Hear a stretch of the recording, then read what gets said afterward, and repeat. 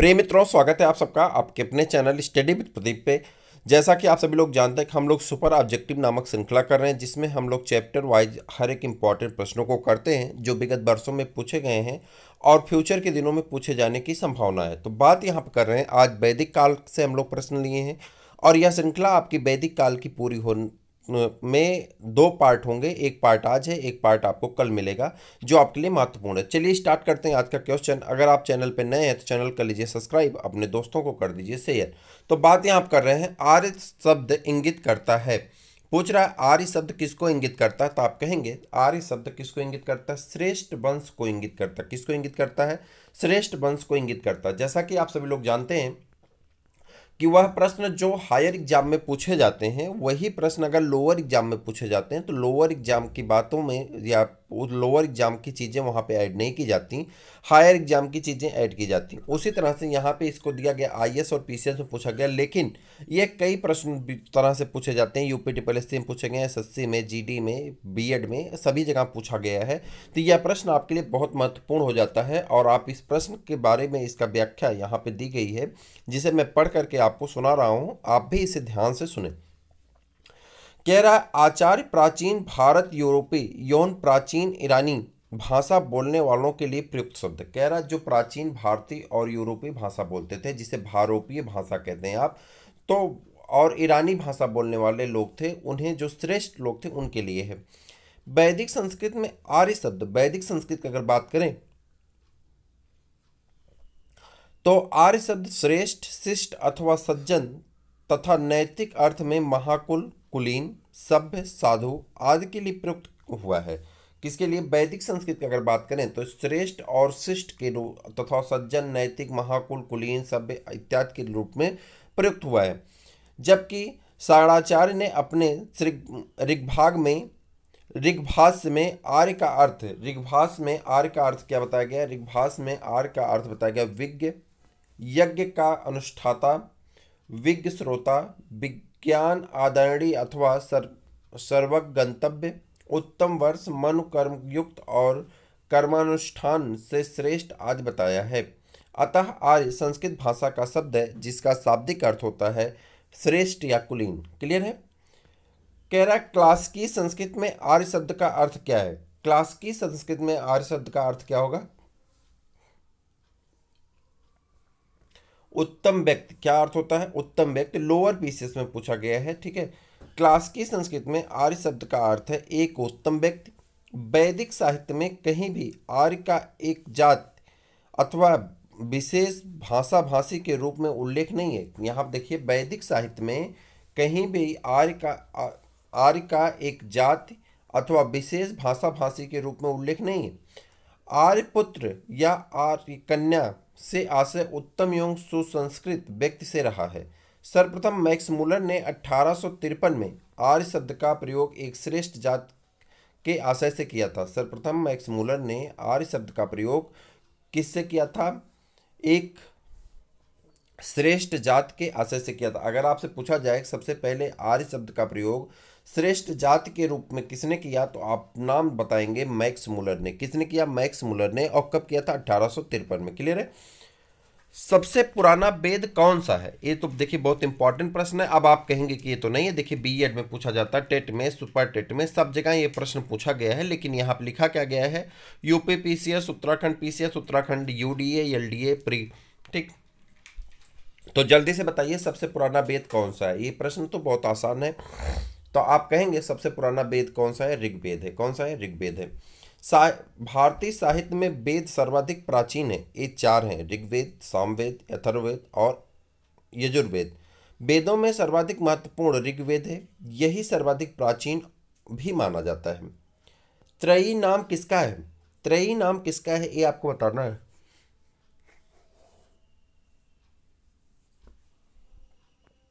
त्रयी नाम है या त्रयी नाम किसका है? त्रयी नाम मतलब तीन वेदों का। त्रयी नाम किसका है? तीन वेदों का। किसका नाम है? तीन वेदों का नाम क्या है? त्रयी है। यजुर्वेद, ऋग्वेद, यजुर्वेद, सामवेद को वेद त्रयी या त्रयी कहा जाता है। को वेद त्रयी या त्रयी कहा जाता है। किसको? ऋग्वेद, यजुर्वेद और सामवेद को वेद त्रयी या त्रयी कहा जाता है।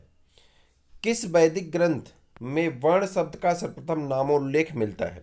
कह रहा किस वैदिक ग्रंथ में वर्ण शब्द का सर्वप्रथम नामोल्लेख मिलता है, उसके बारे में आपको बताना है। तो उसके बारे में आप बताएंगे, उसको क्या कहते हैं? ऋग्वेद कहते हैं। उसे क्या कहते हैं? ऋग्वेद कहते हैं। किस वैदिक ग्रंथ में वर्ण शब्द का सर्वप्रथम नामोल्लेख मिलता है? उसे कहते हैं ऋग्वेद। वर्ण शब्द का सर्वप्रथम उल्लेख ऋग्वेद में मिलता है। ऋग्वेद में वर्ण शब्द रंग के अर्थ में तथा कहीं कहीं व्यवसाय चयन के अर्थ में प्रयुक्त हुआ है। आर्यों को गौर वर्ण तथा दासों को कृष्ण वर्ण का नाम कहा जा गया है। प्रारंभ में हम 3 वर्णों का उल्लेख पाते हैं, ब्रह्म, क्षत्र और विश्व। प्रारंभ में 3 वर्णों का उल्लेख मिलता है, ब्रह्म, क्षत्र और विश्व। कालांतर में एक चौथा वर्ण शूद्र नाम से समाज में उत्पन्न हुआ।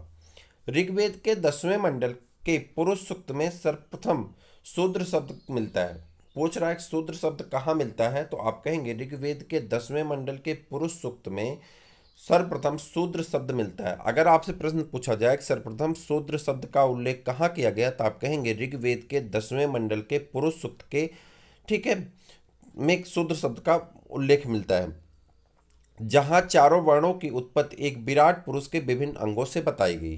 क्लियर? वर्ण व्यवस्था से संबंधित पुरुष सूक्त मूलतः पाया जाता है।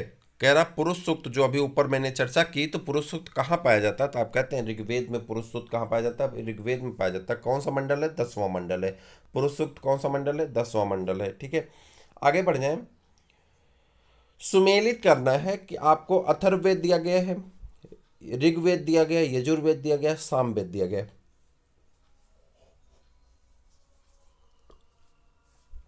आगे उससे संबंधित कुछ बातें पूछी गई, जैसे ईश्वर महिमा, बलिदान विधि, औषधियों से संबंधित और संगीत। अब आपको बताना है कौन सा वेद किससे संबंधित है, इसके बारे के लिए आपको यहाँ पे कूट दी गई है।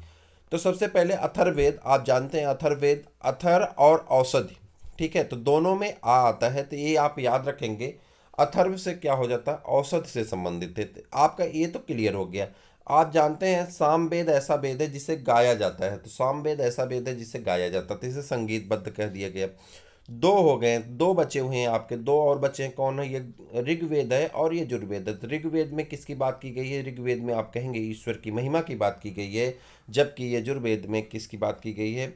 तो यजुर्वेद में बलिदान विधि की बात की गई, यानी भूत प्रेत झाड़ फूक बलिदान, इस सब चीज़ों की बात कहाँ की गई है?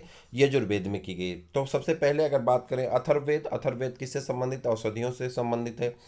ऋग्वेद किससे संबंधित है? ऋग्वेद संबंधित है ईश्वरीय महिमा से। यजुर्वेद किससे संबंधित है? यजुर्वेद संबंधित है बलिदान विधि से। और उसके बाद सामवेद किससे संबंधित है? तो सामवेद किससे संबंधित है? आप कहेंगे संगीत से। तो इसके अकॉर्डिंग जो आपका ऑप्शन हो जाता है, ऑप्शन नंबर ए सही हो जाता है। तो ऑप्शन मिलाना तो आप जानते ही हैं, बस मैं यहाँ पे आपको डिस्क्रिप्शन बता दे रहा हूँ। तो यहाँ देखिए, अथर्ववेद औषधियों से संबंधित है, ऋग्वेद में ईश्वर महिमा यानी देवताओं की स्तुति बताई गई है, यजुर्वेद में कर्मकांड बलिदान विधि एवं सामवेद में संगीत का विस्तृत उल्लेख किया गया है। ठीक है, ऋग्वेद, यजुर्वेद, सामवेद, अथर्ववेद, यहाँ पे अगर हम ध्यान दें तो 4 चीज़ें दी गई हैं और आपसे पूछा जा रहा है कौन सा सही है। तो चलिए बताइए, थोड़ा सा प्रश्न को टिपिकल किया है घुमा करके। अभी मैंने आपसे बताया कि जो है सामवेद किससे लिए संबंधित है? संगीतमय स्रोत के लिए संबंधित है। ठीक, उसके बाद आप यजुर्वेद, अभी मैंने आपको बताया कि यजुर्वेद किससे संबंधित है। देखिए यजुर्वेद किससे संबंधित है? कर्मकांड से संबंधित है, तो दूसरा भी मिल जाएगा आपको। तीसरा है देखिए 2 आपको मिल चुके हैं, एक कौन मिल चुका है? सामवेद संगीतमय। ठीक, यजुर्वेद कर्मकांड से 2 आप तो पा चुके हैं, अब बचा 2 आपका। ठीक, तो उसी तरह से अगर आप बढ़ेंगे तो यहाँ पे ऋग्वेद दिया गया है, अथर्ववेद दिया गया है। अगर इसमें देखें तो ऋग्वेद में क्या है? प्रार्थना और स्तुति है। ऋग्वेद में क्या है? प्रार्थना और स्तुति है। और अथर्ववेद अब बच्चा, तो अथर्ववेद में क्या है? अथर्ववेद में आप कहेंगे, अथर्ववेद में जिसकी चर्चा की गई है, तो अथर्ववेद में चर्चा की गई है औषधियों के बारे में। यहाँ पर देखिए आप थोड़ा सा टिपिकल बना दिया, चूंकि 2 में, एक में तंत्र मंत्र और वशीकरण दे दिया और दूसरे में क्या कर दिया, तो अब आपको कहाँ जाना पड़ेगा? कूट में। और कूट की सहायता से आपको आंसर को अपने क्या होगा बताना होगा। तो सबसे पहले अगर ऋग्वेद की बात कर लें तो ऋग्वेद की अगर हम बात करेंगे तो ऋग्वेद आपका किससे, प्रार्थना से है। तो ये तो आपका सही हो जाएगा। तो नंबर 1 पहले ऑप्शन ढूंढेंगे तो ऑप्शन में नंबर 4 यहाँ पे भी है, 4 यहाँ पे भी है। दूसरे पे चर्चा करें, दूसरे पे चर्चा करेंगे, दूसरा चर्चा क्या हो जाएगा, यजुर्वेद। यजुर्वेद जैसा कि आपको बताया गया कि यजुर्वेद किससे संबंधित है, यजुर्वेद संबंधित है आपका, जल्दी बता दीजिए, स्रोत और कर्मकांड से संबंधित है। तो आप कर्मकांड की बात करेंगे तो आपका ऑप्शन नंबर 1 करेक्ट होता नजर आ रहा है। फिर उसके बाद बात करेंगे सामवेद। सामवेद की बात करेंगे तो किससे संबंधित है, संगीतमय से संबंधित है, तो ये भी आपका सही हो गया, ठीक है। उसके बाद अगर बात करें अथर्ववेद, तो अथर्ववेद के लिए अब एक ही बच्चा है चूंकि तंत्र मंत्र और वशीकरण, जबकि अथर्ववेद में किसके औषधियों के बारे में चर्चा की गई है, तंत्र मंत्र वशीकरण के बारे में भी थोड़ी चर्चा की गई। तो ये आपका तीसरा ऑप्शन हो जाता है। इस प्रकार से ऑप्शन नंबर कौन सही हो जाता है, ए वाला आपका सही हो जाता है। अब यहाँ पे अगर हम चर्चा कर लें तो पूछ रहा है ऋग्वेद में स्रोत एवं प्रार्थनाएं हैं, इनमें कुल 1028 सूक्त या ऋचाएं हैं। यजुर्वेद में स्रोत एवं कर्मकांड वर्णित हैं। सामवेद में पद गेय रूप में संगीतमय स्रोत हैं, ठीक, जिनको उद्गाता पुरोहित गाता था, ठीक। अथर्ववेद में कुल 20 अध्यायों एवं 731 सूक्तियों में तंत्र मंत्र और वशीकरण के बारे में भी बताया गया है। आगे बात करें, निम्नलिखित 4 वेदों में से किस एक में जादुई माया और वशीकरण का वर्णन है। आपको बताना है किस में जादुई माया और वशीकरण का वर्णन है। तो जादुई माया और वशीकरण का वर्णन कहाँ पे है, अथर्ववेद में। कहाँ पे है, अथर्ववेद में है। गोपद ब्राह्मण, गोपद ब्राह्मण संबंधित है, किससे संबंधित है आपको ये बताना। गोपद ब्राह्मण संबंधित है, किससे संबंधित है, गोपद ब्राह्मण। तो गोपद ब्राह्मण अथर्ववेद से संबंधित है, किससे संबंधित है, अथर्ववेद से संबंधित है। ब्राह्मण धर्म, ब्राह्मण ग्रंथ अनेक हैं। ये ग्रंथ यज्ञों तथा उनके अनुष्ठान के विधि विधानों से संबंध में जानकारी देते हैं। इनमें ऐतरेय ब्राह्मण, कौशितकी ब्राह्मण, टांडे महाब्राह्मण, खंडविंश ब्राह्मण, शतपथ ब्राह्मण और गोपद ब्राह्मण अधिक उल्लेखनीय है। महत्वपूर्ण बात यह है कि इन ब्राह्मण ग्रंथों का संबंध वेदों से है। ऐतरेय ब्राह्मण तथा कौशितकी ब्राह्मण का ऋग्वेद से, टांड महाब्राह्मण, खंडविश ब्राह्मण तथा जैमिनी ब्राह्मण का सामवेद से, शतपथ ब्राह्मण का यजुर्वेद से, जबकि गोपद ब्राह्मण का अथर्ववेद से संबंध है। तो सबके बारे में दिया गया है। ऐतरेय ब्राह्मण तथा कौशिकी ब्राह्मण का ऋग्वेद से, टांड महाब्राह्मण, खंडविंश ब्राह्मण, जैमिनी ब्राह्मण का सामवेद से, शतपथ ब्राह्मण यजुर्वेद से और गोपद ब्राह्मण अथर्ववेद से संबंधित है। इन्हें आप एक लिस्ट बना लें और वहां से याद कर लें, ये आपके लिए बहुत महत्वपूर्ण चीजें हो जाएंगी। ऋग्वेद का कौन सा मंडल पूर्णतया सोम को समर्पित है, ऋग्वेद का कौन सा मंडल पूर्णतया सोम को समर्पित है, ये आपसे पूछा जा रहा है। तो ऋग्वेद का 9वां मंडल पूर्णतया सोम को समर्पित है। 9वां मंडल पूर्णतया किसको समर्पित है, सोम को समर्पित है। ऋग्वेद के कुल 10 मंडल हैं, जिनमें 9वें मंडल में सभी 114 सूक्त सोम देवता को समर्पित हैं। ऋग्वेद संहिता का 9वां मंडल पूर्णतः किसको समर्पित है, कह रहा है ऋग्वेद संहिता का 9वां मंडल किससे संबंधित है। तो ऋग्वेद संहिता का 9वां मंडल सोम को समर्पित है, सोम देवता को समर्पित है। यज्ञ संबंधी विधि विधानों का पता चलता है, यज्ञ संबंधी विधि विधानों का पता कहाँ चलता है, यजुर्वेद में। किसमें, यजुर्वेद में यज्ञ संबंधी विधि विधानों के बारे में चर्चा की गई है। यज्ञ संबंधी विधि विधानों का पता यजुर्वेद से चलता है। यजुर्वेद के 2 भाग हैं, शुक्ल यजुर्वेद जो केवल पद में है और कृष्ण यजुर्वेद जो कि गद्य और पद दोनों में है। याद रखिएगा, कृष्ण और शुक्ल 2 वेद, 2 पक्ष हैं। अगर आपसे कोई पूछे कि कौन सा पक्ष सिर्फ पद में है तो आप कहेंगे शुक्ल यजुर्वेद क्या है, सिर्फ पद में है, जबकि कृष्ण यजुर्वेद जो है वो गद्य और पद दोनों में है, ठीक है। शुक्ल यजुर्वेद को वाजसनेयी संहिता कहते हैं, वाजसनेयी संहिता कहते हैं। शुक्ल यजुर्वेद को क्या कहते हैं, वाजसनेयी संहिता भी कहा जाता है। यजुर्वेद का अंतिम भाग ईशोपनिषद है, जिसका संबंध याज्ञिक अनुष्ठान से न होकर आध्यात्मिक चिंतन से है। निम्नलिखित में से किसका संकलन ऋग्वेद पर आधारित है, कह रहा है किसका संकलन ऋग्वेद पर आधारित है, उसे आपको बताना है, सामवेद का। निम्नलिखित में से किसका संकलन ऋग्वेद पर आधारित है, तो किसका है, सामवेद का। सामवेद का किस पे आधारित है, तो सामवेद का आधारित है आपका, जल्दी से बता दीजिए किस पे आधारित है, ऋग्वेद पर आधारित है। सामवेद के कुल 1810 छंद हैं, सामवेद में कुल 1810 छंद हैं। इनमें से 75 को छोड़कर से सभी ऋग्वेद में भी उपलब्ध है। अतः सामवेद का संकलन ऋग्वेद पर आधारित है। सामवेद की 3 मुख्य शाखाएं हैं, कौमुदी, रामायणी कौमुदी, रामायणी, जैमिनी। ठीक। भारत के किस स्थल की खुदाई से लौह धातु के प्रचलन के प्राचीनतम प्रमाण मिले हैं? लौह धातु के प्रचलन के प्रमाण मिले हैं, कहाँ से मिले हैं? तो आप कहेंगे अंतरंजी खेड़ा से। कहाँ से मिले हैं? अंतरंजी खेड़ा से। लौह धातु के प्रचलन के प्राचीनतम प्रमाण कहाँ से मिले हैं? अंतरंजी खेड़ा से। भारत में लौह की प्राचीनता संबंधित साहित्यिक उल्लेखों की पुष्टि पुरातात्विक साक्ष्यों से होती है।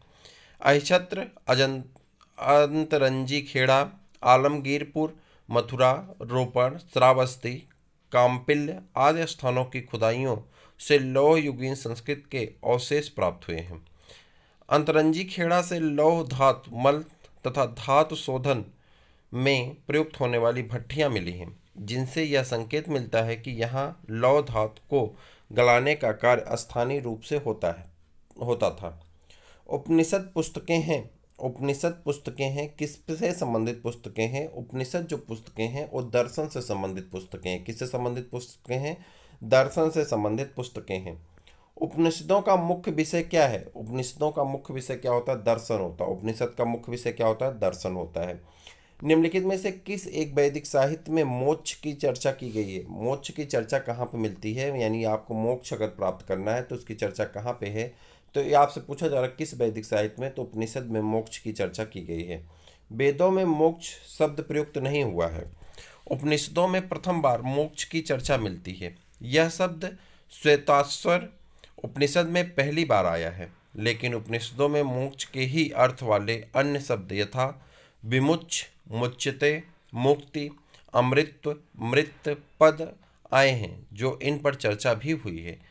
वेदों में मोक्ष शब्द प्रयुक्त नहीं हुआ है। उपनिषदों में प्रथम बार मोक्ष की चर्चा मिलती है। यह शब्द श्वेताश्वर उपनिषद में पहली बार आया है, लेकिन उपनिषदों में मोक्ष के ही अर्थ वाले अन्य शब्द जैसे कि विमुच्य, मुच्यते, मुक्ति, अमृतत्व, अमृत पद आदि आए हैं, इन पर चर्चा भी हुई है।